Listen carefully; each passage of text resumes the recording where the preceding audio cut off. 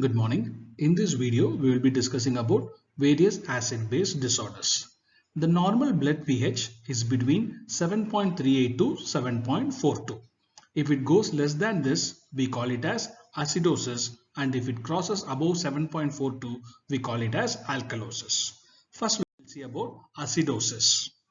Normally, the blood pH can be easily calculated using Henderson-Hasselbalch equation, which is nothing but pH is equal to pKa plus log of base by acid.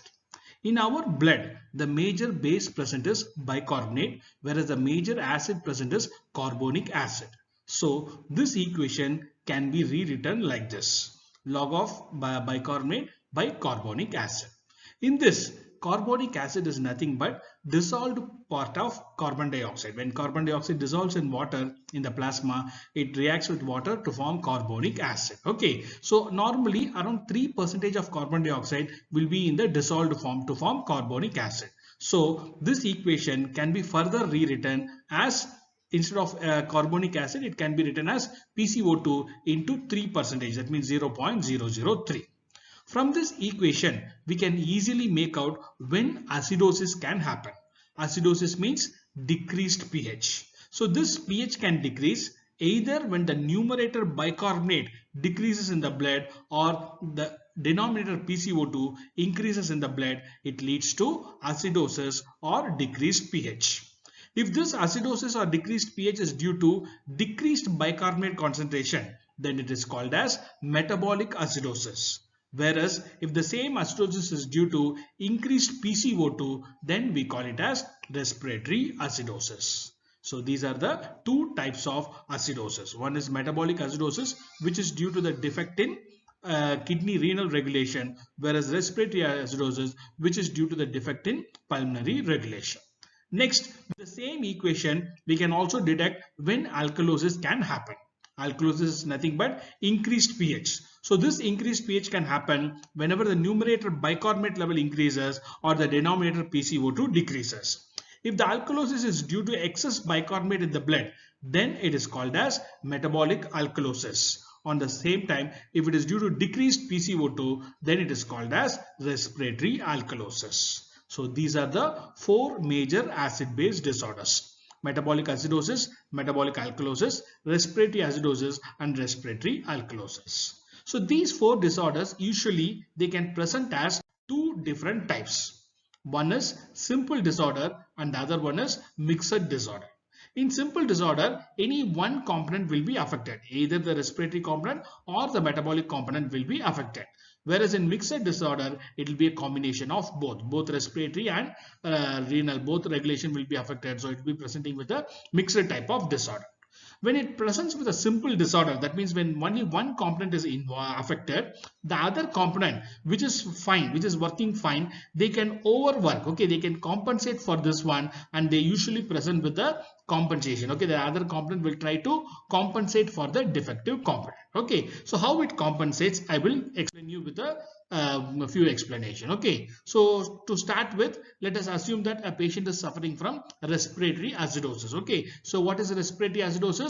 If it is caused due to excess accumulation of carbon dioxide. Okay, so which will happen during hypoventilation. Okay, so when breathing is not proper due to some reasons, PCO2, carbon dioxide, will be accumulating in the blood, which dissolves in water to form carbonic acid, and it can lead to respiratory acidosis. Okay, so when this respiratory acidosis happens, that means when the lungs fails, when the regulation, pulmonary regulation fails, kidney will try to compensate for it. Okay, so how kidney will try to compensate means, so as there is acidosis in the blood, kidney will try to remove the acids from the body. It will try to increase the excretion of acids. On the other hand, it also increases the base level. Okay, the bicarbonate level will be increased. Okay, so this what will happen means, artificially it produces metabolic alkalosis and results in the compensation, or they will try to bring down the pH to the normal. This is called as compensation. Okay, so in primary respiratory acidosis disorders, patient will also be having features of metabolic alkalosis, which has occurred due to for the purpose of compensation. Okay, on the other hand, suppose if a patient is having respiratory alkalosis, okay, so in such case, body will produce metabolic acidosis. Okay, so body will try to decrease the bicarbonate level in the blood. Okay, the base will be decreased and the acid excretion will also be decreased. So ultimately it compensates with metabolic acidosis. Okay, so respiratory alkalosis means pH will try to increase. Okay, so body will try to produce compensate it with metabolic acidosis so that the pH comes back to normal. Okay, so next, coming to the metabolic component. Suppose if the kidney regulation fails and there is excess, the kidney couldn't excrete the organic acid, or it couldn't reabsorb or generate the bicarbonate level, what will happen? Metabolic acidosis will happen. This will be mainly characterized by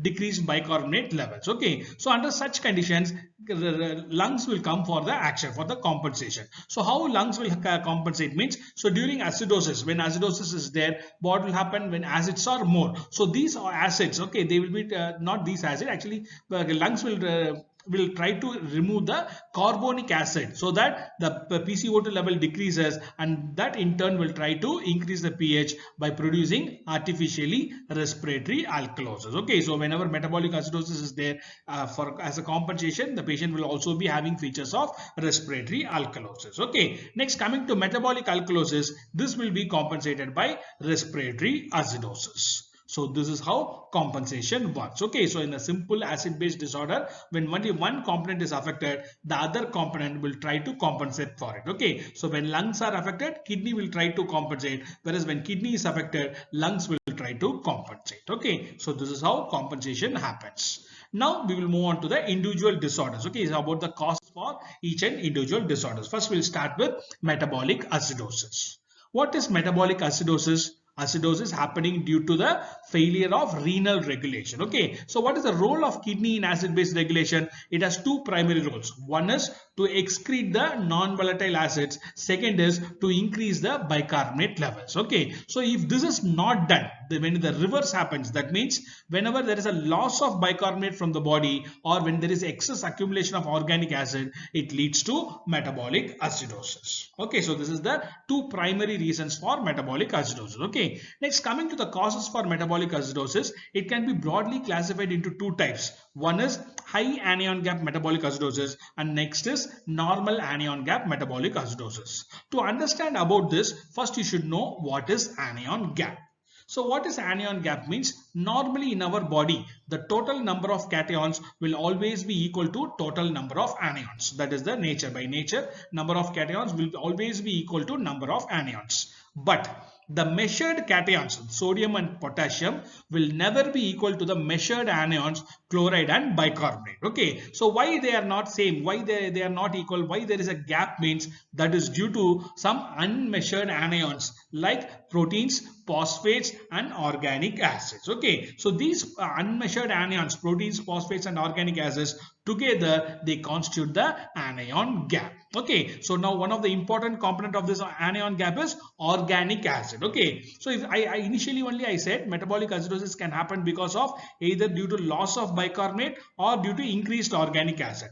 If it is due to increased organic acid, which is actually a component of anion gap, if it increases, the anion gap will also increase. Okay, so such type of disorder is called as high anion gap metabolic acidosis. On the other hand, if the metabolic acidosis happens due to loss of bicarbonate, it will not affect the anion gap. So that is called as normal anion gap metabolic acidosis. Okay, so metabolic acidosis can be broadly classified into two types by measuring the anion gap. Okay, so how to measure the anion gap means it is very simple. It can be easily calculated using the formula sum of the measured cations, sodium plus potassium, minus sum of the measured anions, chloride plus bicarbonate. Okay, so when you calculate this, you will be getting anion gap. Okay, so that value is nothing but that value corresponds these components, which are actually the unmeasured anions. Okay, so normally these unmeasured anions will be between 12 to 16 millimoles per liter. That is a normal anion gap. Suppose if it is more than that, then we call it as high anion gap metabolic acidosis. If it is within normal range, then we can call it as normal anion gap metabolic acidosis. Okay, so now we will see the cause causes for each one of this. First, we'll start with high anion gap metabolic acidosis. Okay, so as I already mentioned, high anion gap means it is due to excess organic acid accumulation in the blood. So this organic acid accumulation can happen because of two reasons. One is decreased excretion and the other one is increased production. So both can lead to accumulation of organic acid and high anion gap metabolic acidosis. Okay, so first let us see what is the reason for decreased excretion. So one of the main function of kidney is to excrete all these non-volatile or organic acid. So in renal failure, these acids cannot be excreted, so that they will be accumulating and leading to a metabolic acidosis. Okay. On the other hand, production of organic acids can be increased in the following conditions. To start with, ketoacidosis. Okay, so the production of keto acids, acetoacetic acid, beta hydroxy butyric acid. So all these keto acids production will be increased in diabetes mellitus, starvation, and also in alcoholism. Okay, so these are some of the reasons for excess organic acid production, which cannot be cleared off by the kidney, so that it can lead to high anion gap acidosis. Okay, so apart from keto acid accumulation, even lactic acid accumulation can also lead to the same type of metabolic acidosis. Then in salicylate poisoning, so when you take salicylate acid, so salicylic acid, when it gets metabolized in our body, it will be converted to oxalic acid. So this accumulation of oxalic acid can again lead to high anion gap metabolic acidosis. Next, methanol. Methanol we all know, by when you take methanol, that will be metabolized in our body to form formaldehyde, which ultimately will be converted to formic acid, and that can also lead to acidosis. And also ethylene glycol poisoning. Okay, ethylene glycol is an antifreeze agent. So now when you by accidentally, if you take if you have taken this poison, this will get metabolized in our body, and they will be producing a lot of oxalic acid, and that can also lead to high anion gap acidosis. And finally, we can also see this metabolic acidosis in patients suffering from aminoacidurias and other organic acidurias. Okay, so that's it about the various causes for high anion gap metabolic acidosis. Okay, so when you think about high anion gap metabolic acidosis, means it is only due to the excess accumulation of organic acids in our body. Okay, so when this organic acid will accumulate, if it is not cleared by the kidney, or if the production increases. Okay, so for all these things, we have already discussed the causes. Next, we'll move on to the second type of metabolic acidosis, which is nothing but normal anion gap acidosis. Okay, so here the acidosis is it is not due to excess accumulation of acid. Instead, it is due to loss of base. Okay, loss of bicarbonate. Okay, so whenever bicarbonate is lost from our body, for every bicarbonate lost, one chloride will be retained in excess. Okay, so this type of normal anion gap metabolic acidosis is also called as hyperchloremic metabolic acidosis, because for loss of bicarbonate, one chloride will be taken up. Okay, that's the reason there is no change in the anion gap. Okay, so now we will see the causes for this bicarbonate loss. So this loss of bicarbonate can happen through two routes. One is through GIT and the other one is through kidney. So first we will see when it can be lost through GIT. Okay, so when you see the entire GIT, the upper half is highly acidic. Okay, whereas the lower half is mainly alkaline. Okay, so why the lower half is alkaline? Because of the excess bicarbonate production. Okay, so what will happen means this bicarbonate will be lost from the body from the lower GI disorders like diarrhea, pancreatic or intestinal fistula, and in patients who have underwent ureterosigmoidostomy procedure. Okay, so what is this ureterosigmoidostomy procedure means? It is a surgical procedure which is usually done in patients with bladder carcinoma. Okay, so whenever there is obstruction in the urinary bladder, so the ureter will be disconnected from the bladder and it will be converted to the sigmoid colon, so that the urine will be excreted through the anal canal. So that is the procedure done. Okay, so now in this condition, what will happen means, when the urine goes to the sigmoid colon, so the excess chloride content of the urine will be reabsorbed by the sigmoid colon. So when it reabsorbs chloride, for every chloride taken in, one bicarbonate will be lost, leading to bicarbonate loss from the intestine. Okay, so these are the causes for loss of bicarbonate through GIT. Alternatively, it can also be lost from the kidney. So in kidney, how it can be lost means, normally kidney, the almost 100% of the bicarbonate will be reabsorbed by the renal tubules in the proximal convoluted tubule.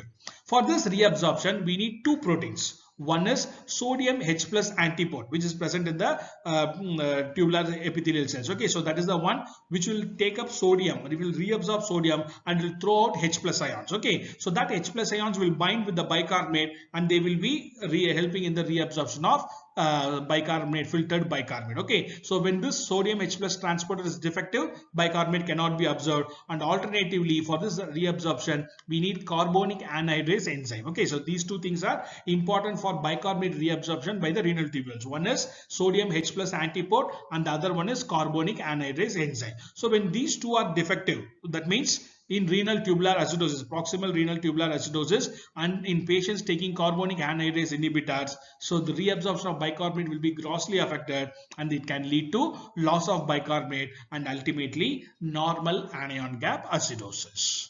So that's it about the various causes for metabolic acidosis. Okay, so metabolic acidosis means it can be due to excess acids or due to loss of bicarbonate. If it is due to excess acid, we call it as high anion gap metabolic acidosis, because anion organic acid is one of the component of anion gap. Okay, if it is due to bicarbonate loss, then we call it as normal anion gap acidosis. Okay, so first for loss of for excess acids, it can be due to decreased excretion or increased production, whereas for loss of bicarbonate, it can be due to loss through GAT or loss through kidney. Okay, so that's it about the causes for metabolic acidosis. Next, we will move on to metabolic alkalosis. Okay, so metabolic alkalosis means just the reverse. Okay, so here also the problem is with the kidney regulation, but what happens is in acidosis, what is happening? There is excess acid or loss of bicarbonate, whereas in alkalosis it is just the reverse, either loss of acid or excess bicarbonate. These are the two major reasons for metabolic alkalosis. Okay, so now we will see the various causes for loss of H plus ions. So this H plus ions can be lost from our body again through two different routes. One is through the GAT and the other one is through the kidney. So first we will see how it is lost through the GAT. Okay, so I said the lower half of the GAT is alkaline. So from there bicarbonate will be lost, whereas the upper GAT is mainly acidic. So from upper GAT disorders, especially in vomiting or in patients who are having nasogastric suction, so there will be loss of H plus acids from their body. Okay, next coming to the kidney. So in kidney, the main loss of H plus ion is through the aldosterone dependent transporter, which is present in the collecting duct. So what is the function of this transporter? Means in the presence of aldosterone, it will reabsorb the sodium ions, and for every sodium ion reabsorbed, it will either excrete a potassium ions or a H plus ions. Okay, so this is one of the major route by which H plus ions will be excreted by the kidney.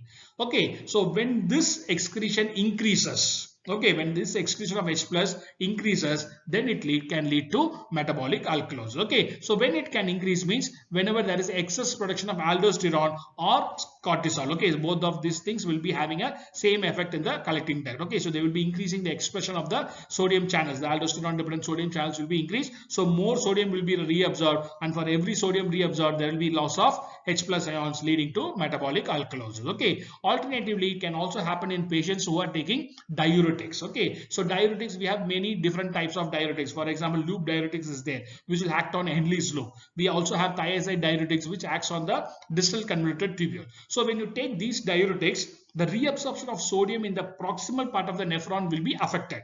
So what will happen? More and more sodium will be reaching the collecting duct. So when more and more sodium reaches the collecting duct, more will be reabsorbed. In turn, more H plus will be thrown out into the urine. Okay, so thus excess usage of diuretics can also lead to metabolic alkalosis. Okay, then finally the last cause is hypokalemia. I said sodium, the aldosterone dependent transporter main function is it will reabsorb sodium and in turn it excretes either potassium or H plus. Okay, suppose if a patient is suffering from hypokalemia, what will happen? He will not be having any potassium to be excreted, so more and more of H plus ions will be excreted, and it can also lead to metabolic alkalosis. Okay, so these are the various causes of acid loss from our body leading to metabolic alkalosis. Okay, on the other hand, alkalosis can also be due to excess bicarbonate level in the blood, so which can happen because of the exogenous administration of bicarbonate, either through intravenous or orally. Also, when you take a lot of antacids, okay, in the form